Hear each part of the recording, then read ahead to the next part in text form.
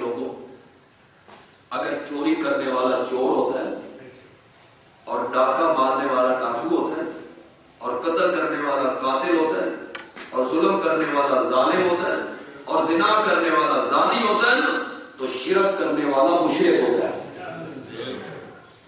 وہاں کہتے ہو کہ شرک کرتے تو ہیں پر ہم مشرک نہیں کہتے، ساری زبان سڑے جیسا مشرک آتا، ان کا دل دکھ جائے تو چور کا دل نہیں دکھتا؟ جب چور کو چور کہا جائے دل تو اس کا بھی دکھتا ہے۔ تو یہ فارمولہ کہاں سے لے لیا گیا کہ ہم سلو کن لوگ ہیں، ہم کسی کو کچھ نہیں کہتے۔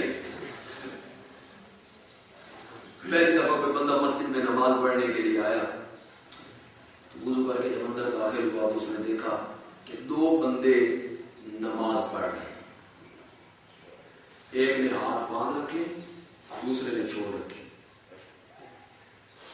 سمجھ گئے؟ ایک نے باندھ رکھے، یہ سین ہے سین، دوسرے نے چھوڑ رکھے، یہ شین ہے نا؟ اب تو ہاتھ باندھنے میں بڑا جھگڑا ہو رہا ہے یار ہمارے ملک میں، کتنے بننے چاہیے؟ ناف کے نیچے باندھنے ہیں، اوپر باندھنے ہیں، یہاں باندھنے یا گلے میں باندھنے؟ کہاں باندھے؟ اس پر چیلنج ہوتے ہیں، یہ علماء کرام بیٹھے ان سے پوچھ لیجیے، اگر کوئی آدمی نماز میں ہاتھ باندھتا ہی نہ ناف پہ نہ سینے پہ، نماز ہوگی کہ نہیں؟ سجدہ صاف کرنا پڑے گا۔ چلو بچو مسئلہ ہی جس پہ مولویوں نے فساد مچا رکھا، اشتہار شائع ہوتے، چیلنج ہوتے، مسئلہ بچو کی نہیں بنتا، چھوڑ رکھتا ہے، سجدہ صاف بھی نہیں کرنا۔ مجھ سے کوئی بندہ مسئلہ پوچھے نا جمعے پہ بھی ہاتھ کتنے بڑھنے چاہیے، میں آ کے اگلا حصہ تو سارا پورا ہو گیا اور تو پیچھے بن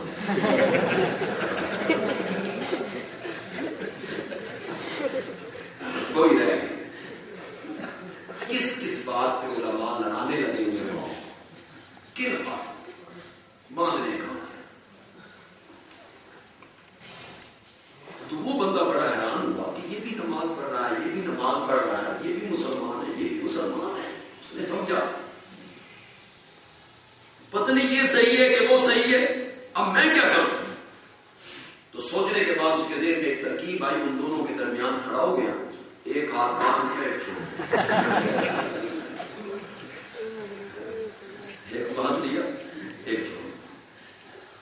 اوپر سے کوئی سیانہ آدمی آیا، اس نے کہا، یہ اس نے منظر دیکھا، اس نے کہا یہ سین ہے جس نے باندھ رکھے ہیں اور یہ شین ہے جس نے چھوڑ رکھے ہیں، تو وچ کی بلائیں؟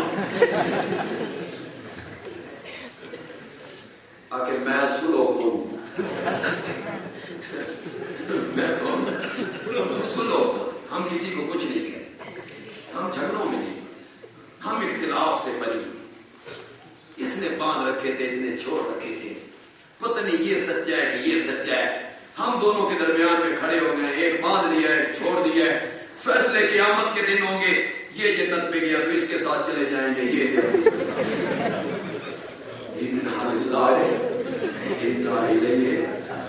اللہ ان کے رویے پہ شکوہ کر، انما نحن مسلمون۔ پھر کبھی کبھی یوں ہوتا ہے کہ اللہ شکوہ کرتے ہیں جواب نہیں دیتے، اور کبھی کبھی اللہ ان کے رویے کا شکوہ کرتے ہیں تو جواب بھی دیتے ہیں۔ یہاں جواب بھی دیا، اللہ جواب دیا، اللہ سنو، انہم ہم المفسدون، بے شک یہی ہیں فسادی، جو کہتے ہیں نحن مصلحون ولکن لا یشعرون، لیکن ان کو اپنے فساد کا شعور ہو۔ دوسرا شکوہ، وَإِذَا قِيلَ لَهُمْ، اور جب ان سے کہا جاتا ہے ایمان لے آؤ، کما آمن الناس، جس طرح ایمان لائے صحابہ، الناس سے مراد کون ہے؟ صحابہ۔ معلوم ہوا صحابہ معیار حق ہے، تبھی تو ان کے ایمان کو دوسرے لوگوں کے ایمان کا معیار قرار دیا۔ تو معیار حق نہ ہوتے تو صحابہ کے ایمان کو معیار قرار کیوں دیا؟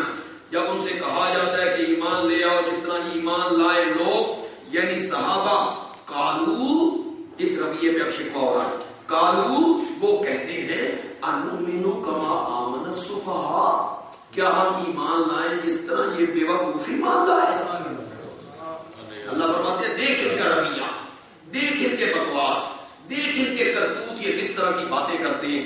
یہاں بھی اللہ نے جواب دیا، الا سنو، انہم ہم السفہاء، بے شک وہی ہیں بے وقوف، ولکن لا یعلمون، لیکن وہ جانتے نہیں ہیں۔ یہاں سے ایک بات یہ ثابت ہوئی کہ جو الزام صحابہ کو دیا جائے گا وہی الزام الٹ کے اس بندے کے منہ پہ مارا جائے گا۔ جو صحابہ کو بے وقوف کہے گا وہ خود بے وقوف ہے، جو صحابہ کو فاسق کہتا ہے وہ خود فاسق ہے، جو صحابہ کو منافق کہتا ہے وہ خود منافق ہے۔ وَإِذَا لَقُوا الَّذِينَ آمَنُوا، اور جب ملتے ہیں ایمان والوں سے، اللہ ان کے رویے پہ شکوہ کر رہے ہیں، جب ملتے ہیں ایمان والوں سے، قالوا آمنا، کہتے ہیں ہم ایمان لائے، اسی تواڈے نال ہوں۔ وَإِذَا خَلَوْا إِلَىٰ شَيَاطِینِهِمْ، اور جب الگ ہوتے ہیں اپنے شیطانوں کے پاس۔ وہ شیطان کون ہے؟ ان کے پوپ، پادری، وہ مولوی اور پیر جو پیچھے بیٹھے ہوئے ہیں، جب ان کے پاس جاتے ہیں اور وہ کہتے ہیں سنے ہیں آج ادھر کیسا ہو، بڑے ایمان کے دعوے کرتے رہے ہو، قالوا، تو ان کو کہتے ہیں انا معکم، اصل میں ہیں تو ہم تمہارے ساتھ، ادھر انما نحن مستہزئون، ہم تو ان کو صرف بنا رہے تھے، مخول کر رہے تھے، تھوڑا سا خوش کر رہے تھے۔ یہ کیا ہوا جی؟ شکوہ۔ اللہ ان کے رویے پہ کیا کرتے ہیں؟ شکوہ کرتے ہیں۔ اور کبھی کبھی اللہ اس دعوے کے داعی کو تسلیاں دیتے ہیں۔ انشاءاللہ سارا خلاصہ ذہن میں آ جائے گا، آپ نے یہ باتیں سمجھ لی تو پوری سورت جب بھی آپ شروع کریں گے تو یہ ساری چیزیں آپ کے ذہن میں ہوں گی تو ساری سورت مربوط ہو جائے گی۔ اللہ تعالی اس دعوے کے داعی کو، تبلیغ کرنے والے کو، جب مصیبتیں آتی ہیں، دکھ آتے ہیں، تکلیفیں آتی ہیں، الزام لگتے ہیں، پھپتیاں کسی جاتی ہیں، الزام تراشیاں ہوتی ہیں، قتل کی تدبیریں ہوتی ہیں، تو اللہ اس داعی کو تسلی دینے لگتے ہیں۔ اس کو کہا جاتا ہے تسلی۔ نکالیے 14واں پارہ جی۔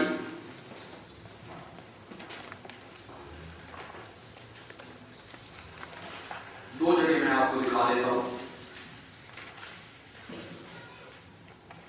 صفحہ 321،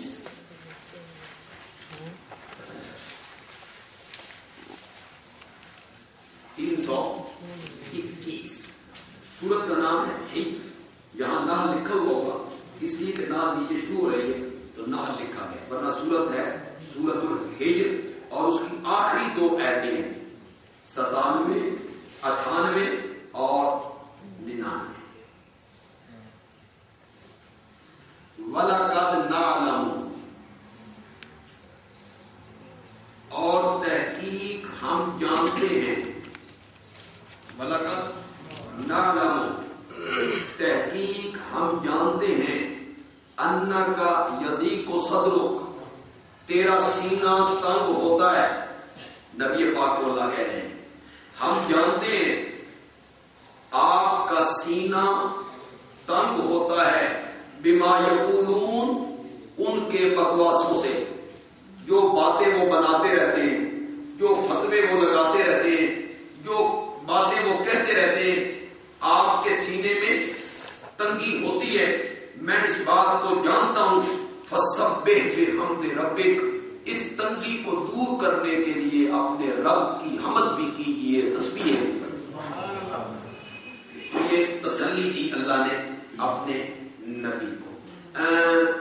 یہ تو میں نے اردو میں کہہ دیا، تحقیق ہم جانتے ہیں، لیکن وَلَقَدْ نَعْلَمُ، ایک محب اپنے محبوب کے سے یہ کلام کرے کہ جو دکھ تجھے پہنچا ہے میں جانوں، اس میں ذرا ڈوب کے آپ دیکھیے تو حضرت صاحب کے انداز میں پنجابی کے اندر جب آپ مانا کریں گے تو پھر وہ چیز سامنے آ جائے گی۔ وَلَقَدْ نَعْلَمُ، اسا ڈاڈھا جان دے ہوں، وَلَقَدْ نَعْلَمُ، اسا ڈاڈھا جان دے ہوں، أَنَّكَ يَضِيقُ صَدْرُكَ، تیرا سینہ تنگ ہوتا ہو سی، انہاں دیاں گلاں سن کے دیکھا سا ڈاٹا جاننے یہ محب اپنے محبوب کو کہے یا محبوب اپنے محب کو کہے تو وہ جو پیارا دوست ہے وہ کتنا خوش ہوگا یہ جملے سن کے کہ مجھے تسلی دے رہا ہے کہ جو کچھ میری وجہ سے تیرے ساتھ ہو رہا ہے میں اس سے بے خبر نہیں ہوں، میں جانتا ہوں۔ دوسری جگہ دیکھیے صفحہ نمبر 338 ہے،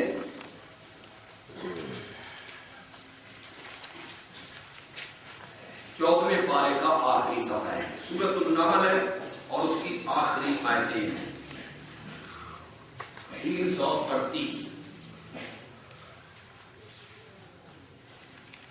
بالکل صفحے کے آخر میں آ جائیے۔ سورۃ النحل کی آخری 2 آیتیں ہیں جی، وَاصْبِرْ وَمَا صَبْرُكَ إِلَّا بِاللَّهِ وَلَا تَحْزَنْ عَلَيْهِمْ وَلَا تَكُ فِي ضَيْقٍ مِّمَّا يَمْكُرُونَ، میرے پیغمبر صبر کر۔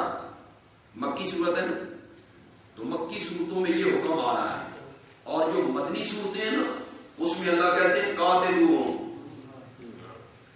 مدنی صورتوں میں اللہ کہتے ہیں فقتلوہم حیث وجدتموہم، جہاں ملے فقتلوہم۔ یہ مکی صورت ہے، مظلومیت کا دور ہے، اللہ کیا کہتے ہیں وَاصْبِرْ، میرے پیغمبر صبر کر، وَمَا صَبْرُكَ إِلَّا بِاللَّهِ، صبر بھی اس وقت ہو سکے گا جب میں توفیق دوں گا، وَلَا تَحْزَنْ عَلَيْهِمْ، میرے پیغمبر ان کے ایمان نہ لانے پہ غم نہ کھایا کر۔